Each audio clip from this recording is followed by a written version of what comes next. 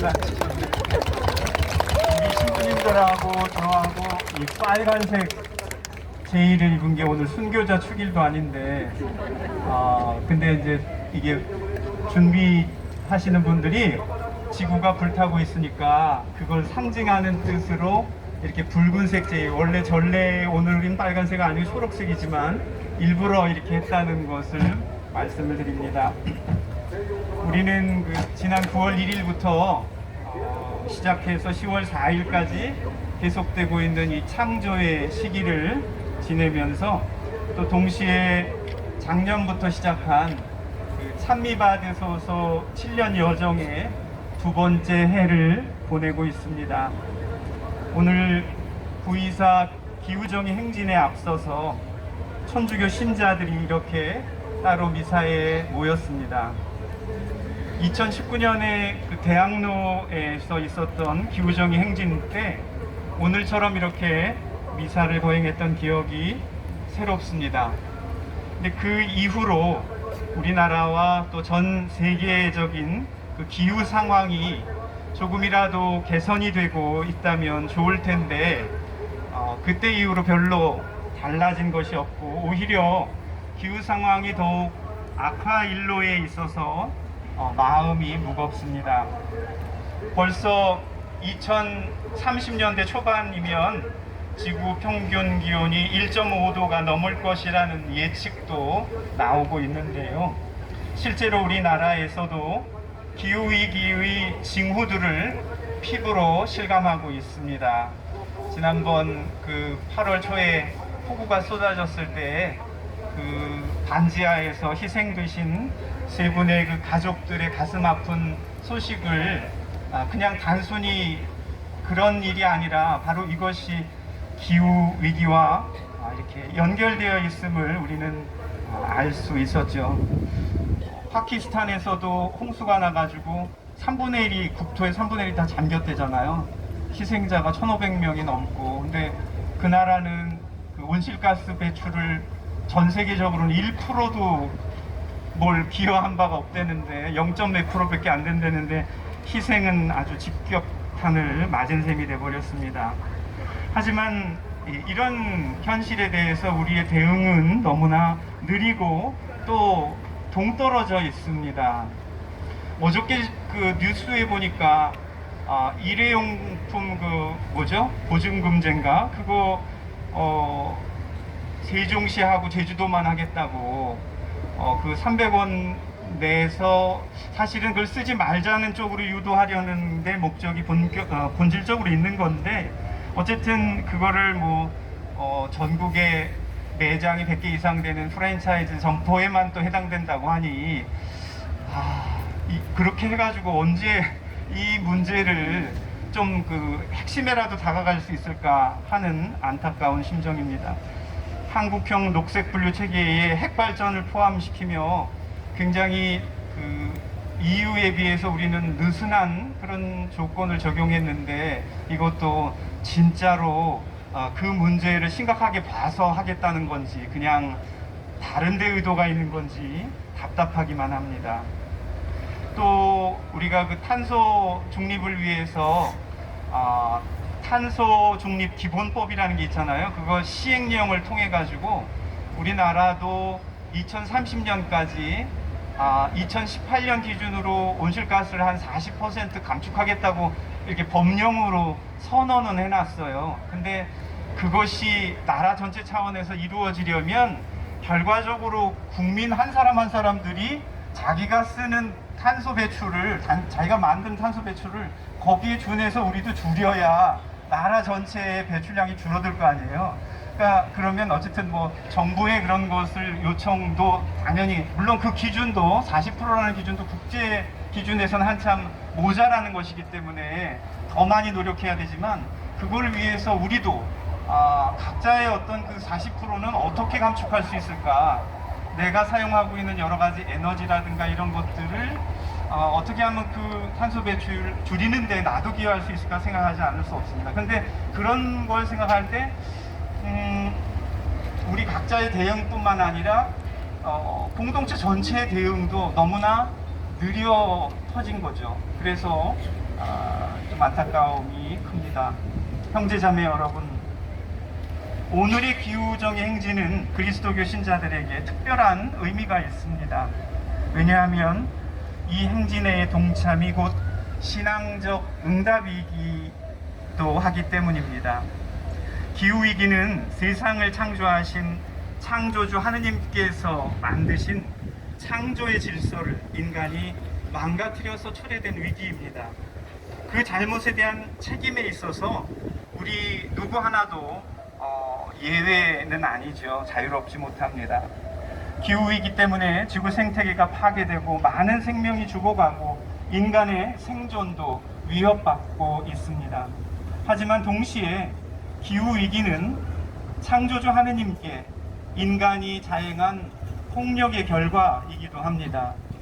그렇기 때문에 우리가 오늘 여기에 나온 것은 하느님을 창조주로 고백하면서도 창조를 파괴하고 하느님께 폭력을 행사한 우리의 바보와 또 무관심에 대한 참회를 뜻하기도 합니다.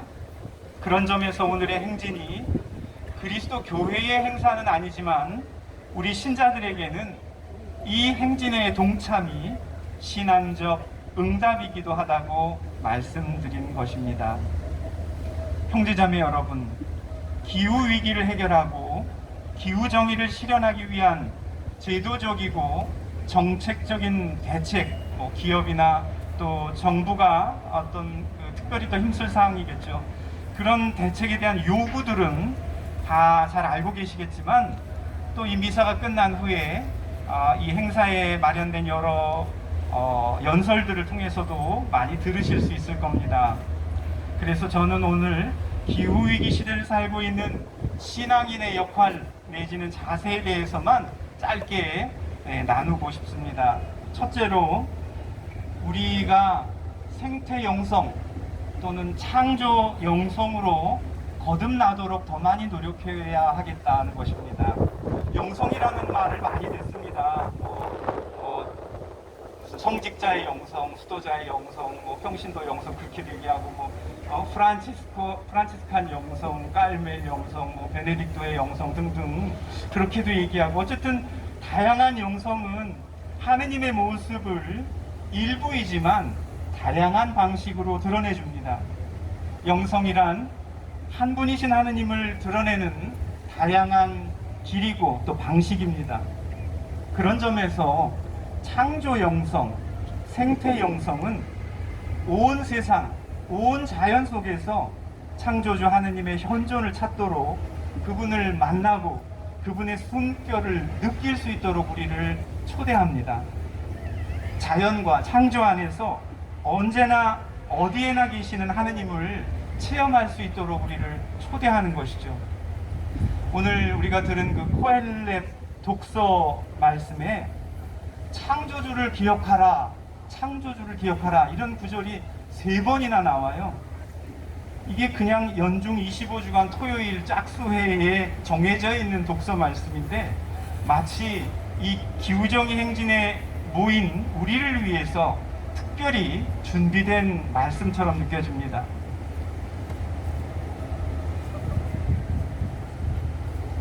기후재난의 시대에 창조주를 기억하라는 말씀이 더욱 깊이 마음에 와 닿습니다. 우리의 생태적 감수성, 창조의 영성을 더욱 증진시켜서 우리가 무슨 일을 하든 매사에 생태적 기준에 의해서 생각하고 또 어떤 것을 결정하고 실천에 옮길 수 있어야 하겠습니다. 두 번째로 말씀드리고 싶은 것은 이달 9월이 순교자성월인데요. 박해시대에 우리 선조들이 살았던 그 신앙을 기후위기라는 관점에서 다시 살펴볼 필요가 있습니다. 선조들은 죽음을 무릅쓰고 정말 죽기를 각오하고 열심히 기도 생활했죠. 신앙에 공을 들였습니다. 그래서 그 신공이라는 말을 썼죠. 묵주신공, 성도신공 등등. 그래서 그 신앙에 아주 공을 많이 들였는데 그런 그 기도로서 신공 바친 것을 우리 선조들은 생활로도 옮겼습니다. 그러니까 기도만 하고 교리 공부만 하고 성경만 읽고 끝난 게 아니라 그 느낀 바, 기도한 바를 실제로 실천했는데 어떻게 실천했냐면 그 박해 시대에도 어려운 이웃과 자기 가진 식량을 나누고 의복을 나누고 재산을 나누고 관심을 나누고 사랑을 나눴던 것이죠. 그러니까 그분들은 기도 신공만 한 게 아니라 생활 신공도 열심히 바쳤어요. 근데 그때 당시에는 기후위기, 자연 파괴 이런 문제가 없었기 때문에 자연까지 사랑을 일부러 하지 않아도 그냥 다 별 문제가 없었던 것이죠.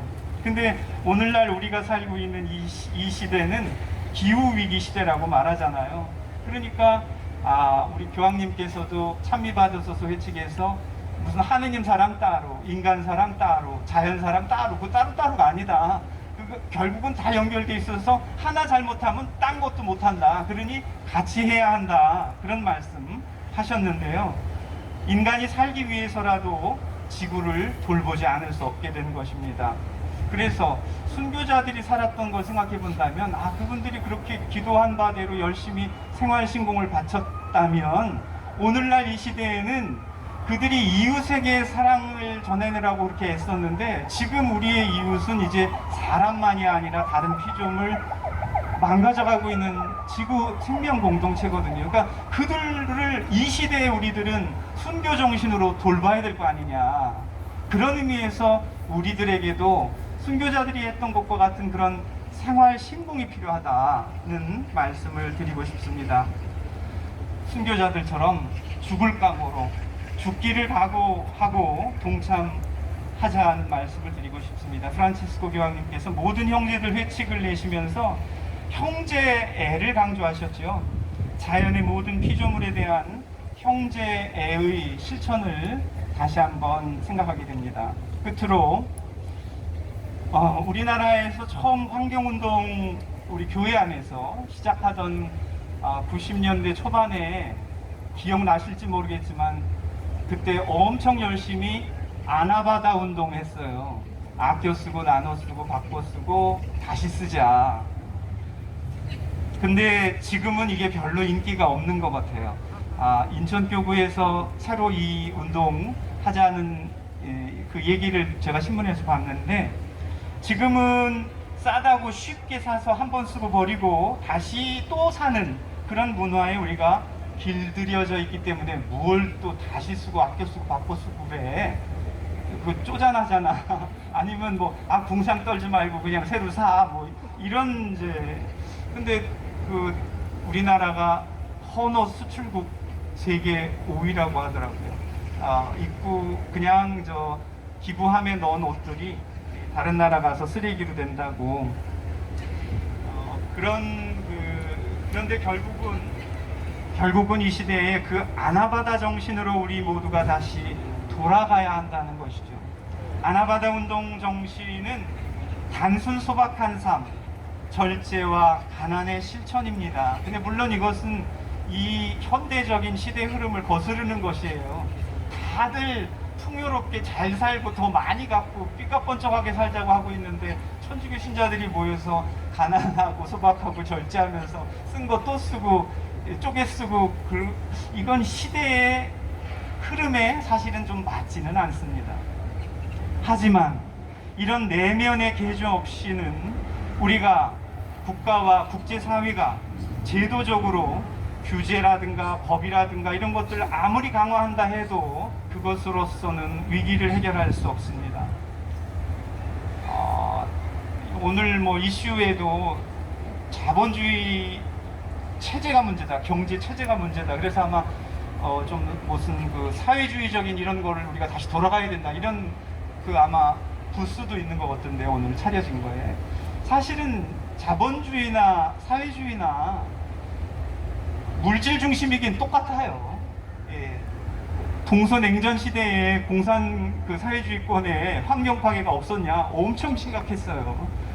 그들도 결국은 그때 유물론이잖아요. 사회주의가 물질이 가장 중요하다고 여기는 사람들인데, 그러니까 결국은 사회주의 문제, 무슨 자본주의 문제라기보다는 기본적으로 물질주의의 문제, 물질 문명의 문제인 것이죠.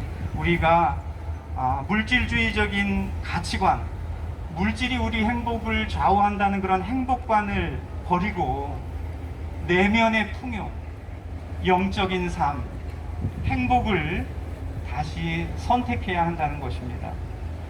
그래서 오늘 이 미사에서 저는 그 순교자들의 어떤 그 생활 신공의 정신을 우리가 살리고 또 이런 그 소박한 단순한 삶을 위한 아나바다 정신을 뭐 30년 전에 흘려버린 것이 아니라 이 시대에 지금 더 소중하게 느껴진다. 그리고 제일 먼저 뭐 말씀드렸죠? 영성, 창조 영성, 모든 일에 있어서 그 영성에로 우리가 좀 더 예민해질 수 있도록 노력하자. 이 세 가지 점을 말씀드렸습니다. 형제자매 여러분, 우리는 기후 위기 앞에서 한 사람 한 사람의 노력이 너무 미약하게 느껴지고 그렇게 해서 과연 지구를 구할 수 있을까 하는 의심이 들기도 하지만 반대로 한 사람 한 사람의 작은 노력이 모여지지 않고서는 어떤 기적도 바랄 수 없다는 것을 잘 알고 있습니다. 그러므로 우리도 한국의 순교자들처럼 순교 정신으로 생활신공, 즉 탄소를 줄이는 수고를 매일매일 주님께 봉헌합시다. 그리고 그 일에 우리가 지치지 않고 매진할 수 있도록 이 미사에서 주님의 은총을 간청합시다. 아멘.